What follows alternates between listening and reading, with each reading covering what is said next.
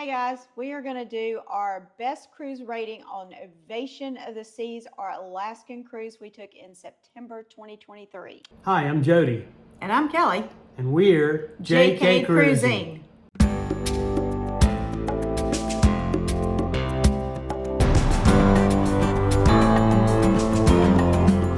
Woohoo, we're ready to go on this one. Take it away. All right, B for bargain. This was one of the cheapest Alaskan cruises when we booked it, but we booked it very last minute. It was about $500 for each person. And, other than the flights and everything like that, the cruise itself was very cheap.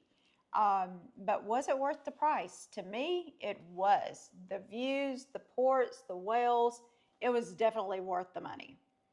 Yeah, so I'll tell you what we really spent on the cruise. While Kelly said it was $500, we actually spent a little over $5,000 on the cruise. But compared to a land excursion, if you were to fly from Dallas to Juneau, and then from Juneau to Skagway, and Skagway to Ketchikan, and Ketchikan to somewhere else. And by the way, some of these places you cannot fly into. You have to drive there, and it's like a couple days drive. Yeah, it's going to cost you several $1,000s more than what we paid. We did book at the very last minute, as Kelly mentioned, but I'll tell you, this is a trip of a lifetime and certainly worth an opportunity. However, I would advise you, and we'll talk about it a little bit more later, you need to book with plenty of time so you get the excursions and the things you want. But we'll get there in just a few minutes. Yep. E for ease.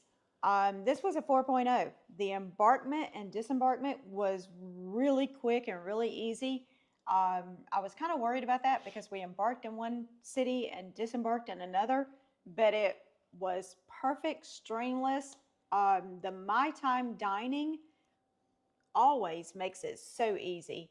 I mean, you just go dine when you want to, go to the show when you want to. And I love Royal's app and how it makes it so easy to schedule shows, dining, excursions, everything shows up right there at your fingertips. Yeah, I don't mention it, but my bargain rating, by the way, which was the one before we were talking about, was 4.5. And in this one, I actually also gave it a 4.5 for ease.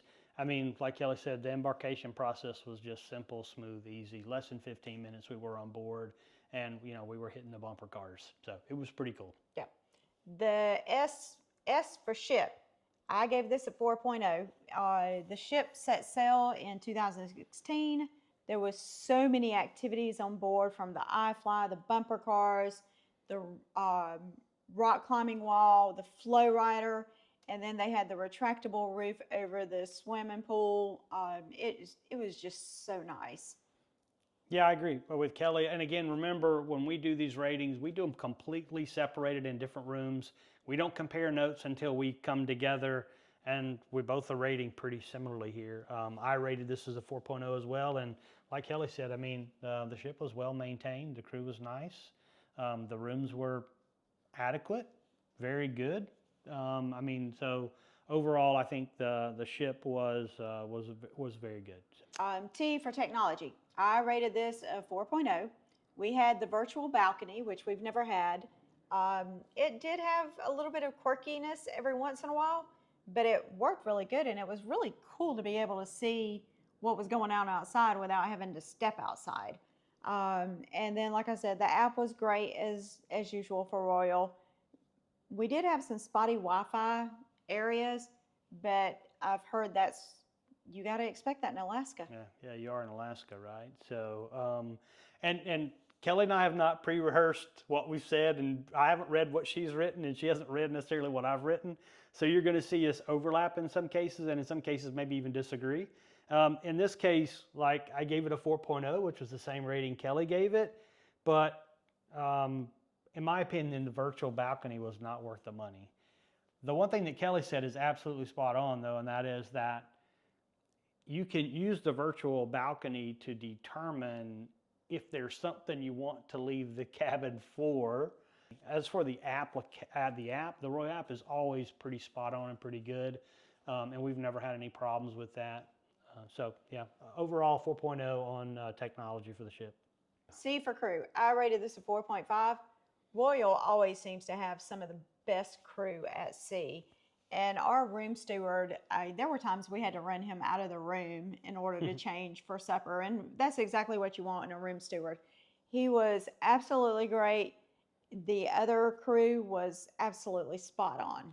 Yeah, I agree. I rated them a 4.5 as well. They were super gracious, happy to be there, happy for you to be there, happy to serve you, happy to make it a vacation of a lifetime for you. And of course, they're always talented and professional folks in the shows and those kinds of things. But I think Ron was the name of our steward, if I remember right.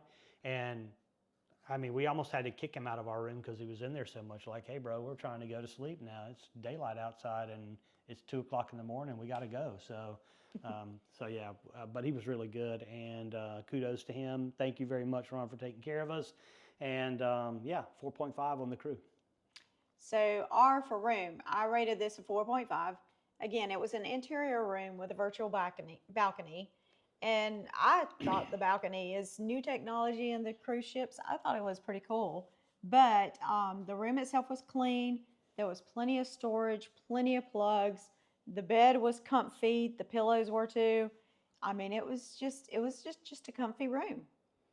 Yeah, I rated the room a 4.0. Again, the reason I hit it was because of the technology and the virtual balcony. I agree with Kelly on everything else. The room was, I would say, the standard interior room that you would get anywhere with like a 55-inch TV turned vertically on the wall where you would look out at the balcony with a little fake balcony sort of overlapped on the screen.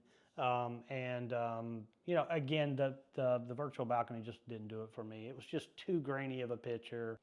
U for restaurant. I rated this a 4.0. The Windjammer always has a great selection on the buffet. We did have one specialty night of dining, and we chose Wonderland. It was, the menu was designed to invoke all your senses. It was different. And it certainly did that. The food was just quirky. The design was quirky.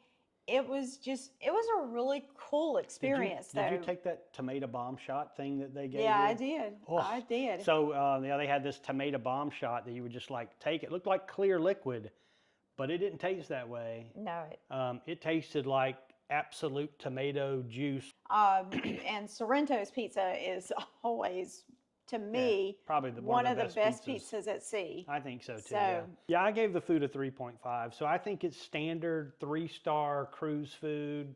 The Windjammer always has a huge international selection. The food was good. Windjammer was adequate. Lots of selection.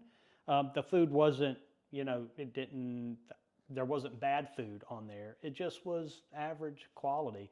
Wonderland, in my opinion, is a cool, once in a lifetime kind of thing that you'll try. I think it is definitely something that you should try if you get to go. But it is quirky. They brought out chocolate at the end in this mold and they poured this stuff over the top of it. I don't know if it was syrup or something, but it melted the chocolate away, and then you had on the inside the dessert. That was pretty cool. I mean, just to have that sort of dissolve in front of you and that kind of thing. That was pretty fun. Okay, I for entertainment. I gave this a 4.5. Royal always has great entertainment. We saw 2 shows while we were there. We saw Spectra's Cabaret and The Beautiful Dream. Spectra's Cabaret was a lot of dancing, a lot of cool, really out there costumes, a lot of good singing.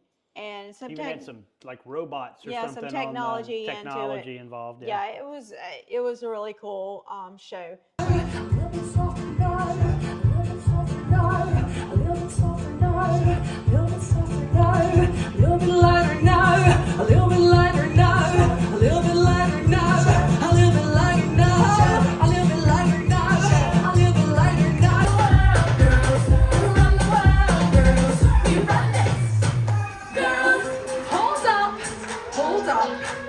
Now this dancing for everybody. Only the sexy people. So what do you say we show them some pants to the choreography? The Beautiful Dream was a little more emotional, a grieving widow that finds his way back for his lust of life through some dreams. And it was, it was emotional and it tugged at your heartstrings, but it was still a very good show and had some technology in Definitely a it. slower pace, Yeah, sort of but it was really, Broadway style yeah, show, but it was but really kind of good. slower paced. Yeah. Yeah.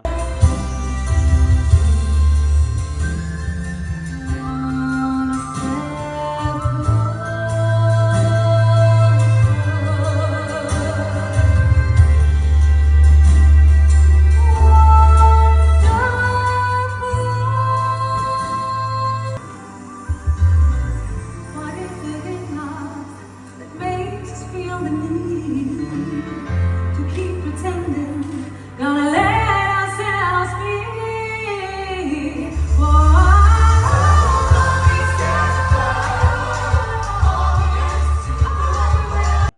Again, entertainment for me is always a for these guys is always a 4.5. I would say that the shows were just spectacular. S. You get that? Spectacular. I got that funny. S for shore excursions. I gave this a 4.0. I wasn't quite sure how to rate this since our best excursion we didn't book through Royal. Like I said, we booked this super late. Um, the whale watching excursions from Royal were already gone, so we found one off of Expedia, and I think by far we had the best captain. We got right there with the whales, so close we could even smell whale's breath, which I don't recommend that one. I don't ever want to smell that again. But we did the train in the White Pass train, and that was really cool. That was fun to do that, to see, how they made it up to the Canada crossover point and then back. So about 25 miles we went on the train, I think. And it was really cool. It was definitely a slower pace excursion than what we're used to. So I would recommend you guys take something to wipe the windows with. If you've got like a rag or something, because there's a lot of hot air inside. They constantly fog up. Yeah, and they constantly fogging up and stuff. So if you want to be able to see outside, then you need to be able to wipe the windows down. So yeah, and while the train is heated on the inside, it still is. If you sit right next to the window, like I did, still pretty cool. It's still pretty chilly. Yeah. So a lot of people, we didn't think about it until afterward, but a lot of people were taking blankets with them. We should have done that. But anyway, live and learn. So there's some tips for you on, if you're going to go on the Alaskan train ride, make sure you can even probably take some coffee with you in a mug if you wanted to, if you had a mug or a thermos, those kinds of things. So make it an adventure. You're literally going to walk off the ship 100 yards and step onto the train and then go up the pass. So, and then you're going to come back and they're going to let you off there or in the city. And then you can peruse around in the city if you want, if you have a little time left and those kinds of things, depending on what time your adventure is. So I also rated Excursions a 4.0. And the reason was because, it's not Royal's fault, but because all we experienced were, for the most part, our best excursion was the whale watching. And we didn't book it on, as Kelly said, we didn't book it on Royal. Yep. I'm sure it would have been just as good. However, I say that, and then I sort of digress back to my statement, and I'll tell you, when we booked on Expedia, we got a captain and the naturalist that was on the boat with us. The pair of them knew the whales by name. They could identify them by their markings on their tails, and they were super knowledgeable about the environment. And that captain it was a smaller boat. I think we probably had room for 12 to 16 people, where some of the other boats were super big. Like you could probably put 70 or 65 or 70. They could never get in a position quick enough but for the whales to go down and come back up. And since we were on such a smaller boat, even though it was still 36 feet long or a little bit longer than that, he was always able to get us in a position to be very close to the whales. Now, there's a certain distance they just can't break that distance, or they have a $5,000 fine for every instance. They can't impede the path of the whales. There's all kinds of little nuances there that we learned about.